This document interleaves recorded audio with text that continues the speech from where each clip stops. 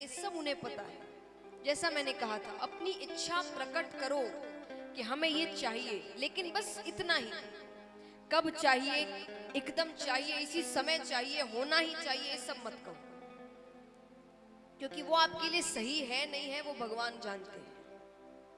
और वो दुख भी दे, संकट भी दे, तो उसे अच्छा समझकर ग्रहण करो। क्यों, इसका मैं आपको उदाहरण देती हूँ। एक माता है, वो घर के दरवाजे पर खड़ी है। मोहल्ले के कुछ बच्चे खेल रहे हैं एक साथ। उस बच्चों में उनका अपना बच्चा भी है जो खेल रहा है। सब बड़े प्यारे लग रहे हैं, बड़े अच्छे लग रहे हैं। माता को प्रेम आ रहा है बच्चों पर। माता के मन में आया कि मैं सबको चॉकलेट दिला दूं, कोई मिठाई, चॉकलेट, कुछ भी। तो वो दे सकती है, हाँ कि ना? दे सकती है। उसने सबको चॉकलेट दी। थोड़ी देर बाद वही बच्चे शैतानी कर रहे हैं, बदमाशी कर रहे हैं, बहुत शैतानी कर रहे हैं। और माता को गुस्सा आता है। अब माता का मन किया, मैं सबको खींचकर एक थप्पड़ मारूं। मार सकती है, सारे बच्चों को थप्पड़ मार सकती है वो। किसको मार सकती है? अपने बच्चे को। तो भगवान थप्पड़ यानी दुख, संकट, विपदाएं, थप्पड़ उसे ही मारते हैं जिसे वो अपना बच्चा समझते हैं। जिसे अपना नहीं समझते उसके जो जी में करे, जिंदगी खराब हो, मुझे क्या लेना देना। पर जिसको अपना समझते हैं उसे थप्पड़ मारते हैं कि तुमने गलत किया है, तुम सही राह पर आ जाओ। तो अगली बार दुख संकट आए तो क्रोधित होने की बजाय उन्हें धन्यवाद करना कि उन्होंने आपको अपना बच्चा समझा, आपको सही राह दिखाई। तो ये है पांचवा लक्षण, तितिक्षा। इस प्रकार धर्म के 5 लक्षण बताए गए। फिर स्त्रियों के धर्म के बारे में भी बताया गया। स्त्रियों का क्या धर्म है? जो गृहस्थ का पालन करते हैं, क्योंकि विद्या खत्म करने के बाद 2 रास्ते आपके पास आते हैं, या तो वैराग्य या गृहस्थ। तो स्त्रियों के लिए गृहस्थ धर्म के बारे में बताया गया कि आप पतिव्रता धर्म का पालन करें।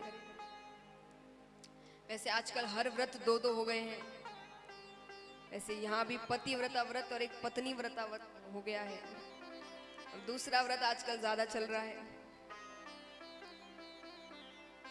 तो पतिव्रता धर्म के बारे में बताया गया। अपने पति का नाम मुख से ना लें, जो असल नाम है वो नाम नहीं लेना चाहिए। कहा गया है इसमें, ऐसा नहीं मानते आजकल, पर अभी भी अगर आप गांव में जाएं तो लोग अपने पति का नाम मुख से नहीं लेते हैं। इसका कारण भी दिया गया है कि इससे पति की आयु कम होती है, तो नहीं लेना चाहिए। एक बार एक महिला अपनी जेठ जी की बेटी चंपा के साथ कथा में आती है। महाराज जी कथा कह रहे थे। अब कथा के बीच में जैसे भजन होते हैं, तो महाराज जी ने भी भजन गाए। जय रघुनंदन कंस निकंदन देवकी नंदन त्वम शरण। अब सब भजन गा रहे हैं सिवाय उस महिला के। क्यों? क्योंकि उनके पति का नाम था देवकी नंदन। अब वो गा नहीं रही। अब महाराज जी की नजर उन पर पड़ती है, तो महाराज जी को थोड़ा अटपटा लगता है कि पंडाल में एक एक व्यक्ति गा रहा है सिवाय उस महिला के। थोड़ी देर बाद महाराज जी ने हाथों का इशारा किया कि तुम भी गाओ। महिला को लगा कि महाराज जी ने भी मुझे देख लिया। तब वो कुछ देर बाद गाती है चंपा को देखते हुए कि जय रघुनंदन कंस निकंदन चंपा के चाचा त्वम शरण। अभी दृश्य भगवान देखते हैं तो ऊपर हंसने लग जाते हैं। लक्ष्मी जी पूछती है क्या हुआ? भगवान कहते मेरे भक्तों ने मुझे कई नाम दिए हैं, पर आज एक नया नाम मिल गया, चंपा के चाचा। विनोद की बातें हैं, पर ये धर्म के बारे में बताया गया कि अपने पति का नाम मुख से ना ले। कोशिश करे हर वक्त मुस्कुराते हुए रहे, जो बहुत मुश्किल है। महिलाओं के लिए तो खास करके बहुत ज्यादा मुश्किल है, और जिनके घर में छोटे बच्चे हैं उनके लिए और ज्यादा मुश्किल है। पर आप जितना मुस्कुराएंगे, जितना खुश रहेंगे, आपका घर उतना खुश रहेगा, उस घर में लक्ष्मी आएगी। आप जितने क्रोधित होंगे, लक्ष्मी उतनी दूर जाएगी। लेकिन इसमें सहायता आपको करनी है कि आपको उनको खुश रखना है। आप ये ना सोचे आप बाहर काम करते तो आप ये काम करने वाले हैं, वो घर पर बैठती है सिर्फ, ये ना सोचे पूरा घर वो ही संभालती है। और आपको तो फिर भी संडे के दिन छुट्टी मिल जाती है, उन्हें उस दिन ओवर टाइम करना पड़ता है क्योंकि लोग घर में ज्यादा बढ़ जाते हैं। तो अगर आप चाहते हैं आपका घर खुश रहे तो आप अपनी पत्नियों को खुश रखिए, मुस्कुराते हुए रखिए। तो स्त्रियों के धर्म के बारे में बताया गया। अब राजा परीक्षित पूछते हैं कि महाराज मुझे दान के बारे में बताइए, दान कब करना चाहिए, किसे करना चाहिए। सुखदेव जी कहते हैं कि ऐसे तो दान कभी भी करो बहुत फल प्राप्त होता है, पर कुछ दिन है, विशेष दिन, जिस दिन अगर आप दान करते हैं, किसी की सहायता करते हैं तो उस दिन आपको बहुत फल प्राप्त होता है। जैसे 2 आयन होते हैं, उत्तरायण दक्षिणायन, तब अगर आप दान करते हैं तो आपको बहुत फल प्राप्त होता है। अक्षय तृतीया के दिन अगर आप दान करें आपको विशेष फल प्राप्त होता है। घर में किसी का जन्म हो, संतान होती है, तब आप दान करिए, या किसी की मृत्यु हो जाए तो आप दान करिए, विशेष फल प्राप्त होता है। पर दान भी सुपात्र को करो जिसे जरूरत है। कुपात्र को दान करोगे तो उसका असर उल्टा पड़ जाएगा। अगर आपके दिए हुए धन से या सहायता से वो कोई गलत काम कर रहा है तो उसका असर और उसका पाप आप पर भी चढ़ेगा क्योंकि आपने सहायता करी है।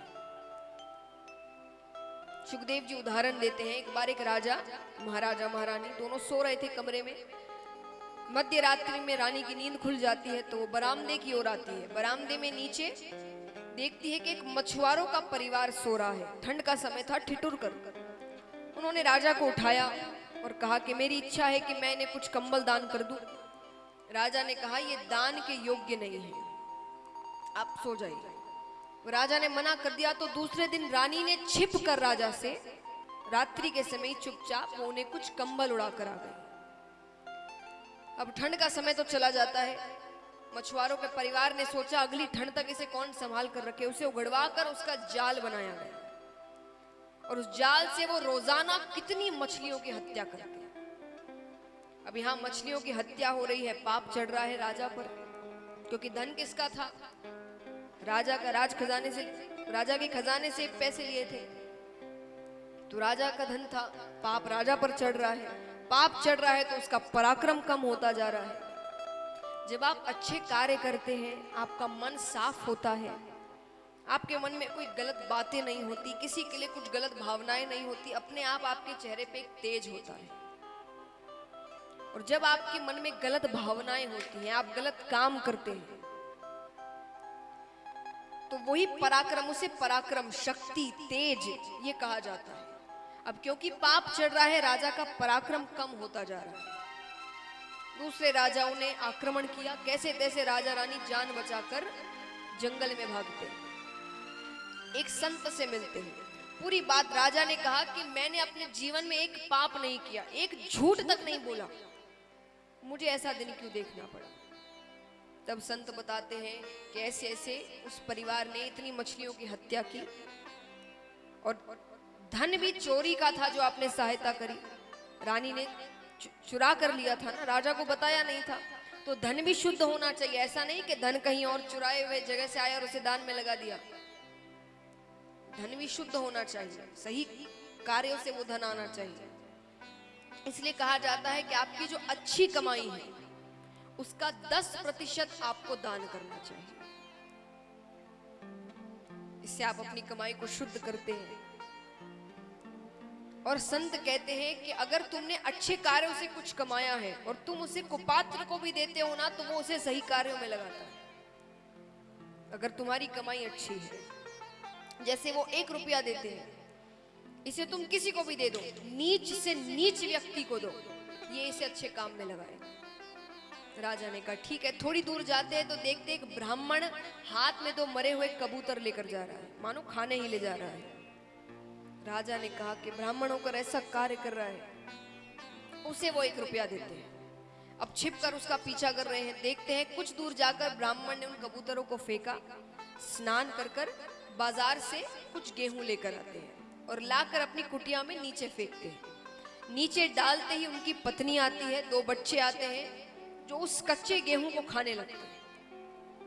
राजा ने पीछे से आकर कहा कि इतनी क्या जल्दी है, आटा बनाओ, रोटी बनाओ, फिर खाओ।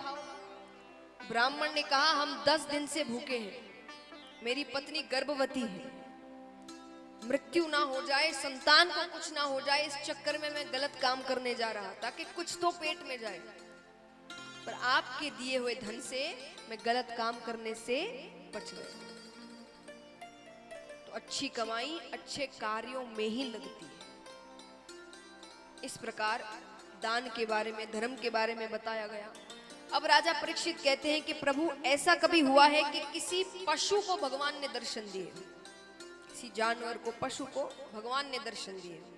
सुखदेव जी कहते हैं त्रिकूट नामक पर्वत के पास एक सरोवर बहता था, उस पर एक हाथी अपने परिवार के साथ क्रीड़ा करने आता है, गजेंद्र नामक हाथी। और हाथी भी कैसा, सफेद हाथी जिसकी सुगंध मात्र से शेर डर कर भाग जाए। सिर्फ सुगंध से, सामने आना तो दूर की बात, सुगंध से शेर डर कर भाग जाए। वो अपने परिवार के साथ क्रीड़ा करने आता है। कभी सूंड में पानी भरकर बच्चों की ओर फेंके, बच्चे नाचने लग जाए, कभी पानी भरकर पत्नी की ओर फेंके, पत्नी शर्मा जाए। अब बीच सरोवर में एक ग्राह आता है, ग्राह यानी मगरमच्छ। मगरमच्छ आकर गजेंद्र के पैरों को पकड़ता है। अब पैरों को पकड़ा तो गजेंद्र तो अहंकार में कि मैं इतना शक्तिशाली गजेंद्र, ये छोटा सा ग्राह मेरा क्या बिगाड़ लेगा। ग्राह यानी काल, मृत्यु, गजेंद्र यानी हम। काल सबसे पहले आकर आपके पैरों को ही पकड़ता है। काल यानी कि समय निकट आ रहा है। कहते ना पैरों में दर्द रहने लग गया है, ज्यादा चला नहीं जाता, सीढ़ियां नहीं चढ़ी जाती, समझ लेना काल ने पैरों को पकड़ लिया, अब सुधर जाओ। पर हम गजेंद्र जैसे, हम सोचते ये मेरा क्या बिगाड़ लेगा। गजेंद्र भी यही सोचता है कि क्या कर लेगा। लेकिन ग्राह पानी का पशु है, पानी में रहते रहते उसकी शक्ति तो बढ़ती ही रहती है, और गजेंद्र पानी का पशु नहीं है, उसकी शक्ति कम होती जा रही है। अब वो धीरे धीरे गजेंद्र को पानी के बीच में खींच रहा है। अब जब बहुत अंदर जाने लगता है गजेंद्र, तब अपनी पत्नी को पुकारता है कि मेरी रक्षा करो, मैंने तुमसे इतना प्रेम किया है, तुम्हारे लिए क्या नहीं किया। पत्नी ने कहा आ तो जाऊं आपको बचाने, लेकिन क्या पता वो आपके पैरों को छोड़कर मेरे पैरों को पकड़ ले, मैं नहीं आ सकती। बच्चों से कहा तुम तो मेरी सहायता करो, तुम्हारे लिए मैंने अपने सपने त्याग दिए। बच्चों ने कहा पिताजी चिंता मत करिए, आपका सारा काम अच्छे से करेंगे, पैसों की कमी नहीं रखेंगे।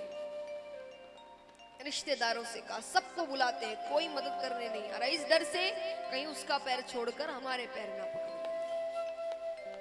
फिर इतनी सी सूंड जब बाहर रह जाती है, कहते ना जब सबसे हार जाते हो तब भगवान की याद आती है। पहले काम के समय बड़े बड़े सेठों के पास जाएंगे, इधर उधर फोन लगाएंगे, इससे काम करवाएंगे, पर जब हर जगह से हार जाते हो तब भगवान की याद आती है कि अब आप संभालिए, मैंने जितना करना था कर लिया, अब मेरे बस की बात नहीं। तो जब इतनी सी सूंड बाकी रह जाती है तब वो पुकारता है, हे परम पिता परमेश्वर मेरी रक्षा करो, हे द्वारिका के नाथ मेरी रक्षा करो।